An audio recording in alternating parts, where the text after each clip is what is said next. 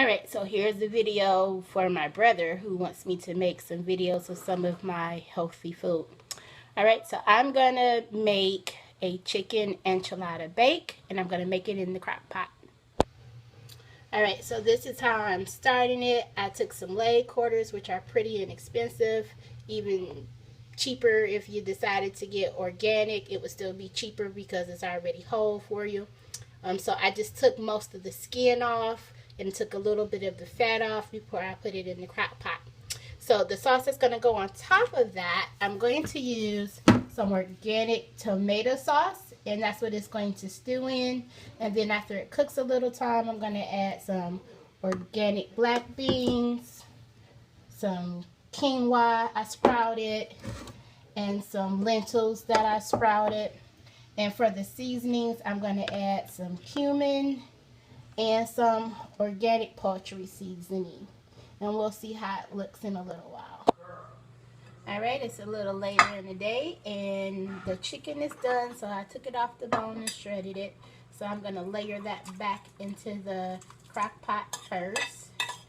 I don't cut it up a whole lot, but just enough to make a layer of chicken. Now I'm going to put in one of my secret ingredients, and it is garlic paste, and it is non-GMO. A few squeezes of that garlic paste. And if you want to make it just a tad bit spicier, but not a whole lot, I'm going to put a little bit of mild pickled jalapenos in it. You can also slice those up. Now here comes the fun part. I'm going to put in the sprouted lentils, a can of rinsed organic black beans, and a little bit less than a cup of the sprouted quinoa. It's probably about 6 ounces. I'm going to stir that up some. I'm going to add a little bit more cumin. If you want at this point, you can add some cheese at the top, or you can always add that when you get ready to eat it. I'm going to put the top back on and let it cook for maybe another 15 minutes.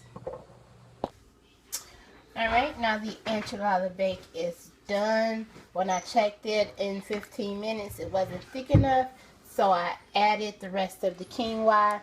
I'm going to put it in my little bowl that I use for my lunch. About a cup worth. I will eat it straight like this, maybe with a little cheese and a little guacamole on top.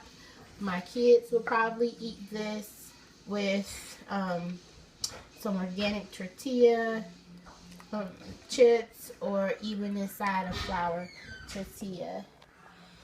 It smells really good, and you can always add other toppings like sour cream and cheese if you want it.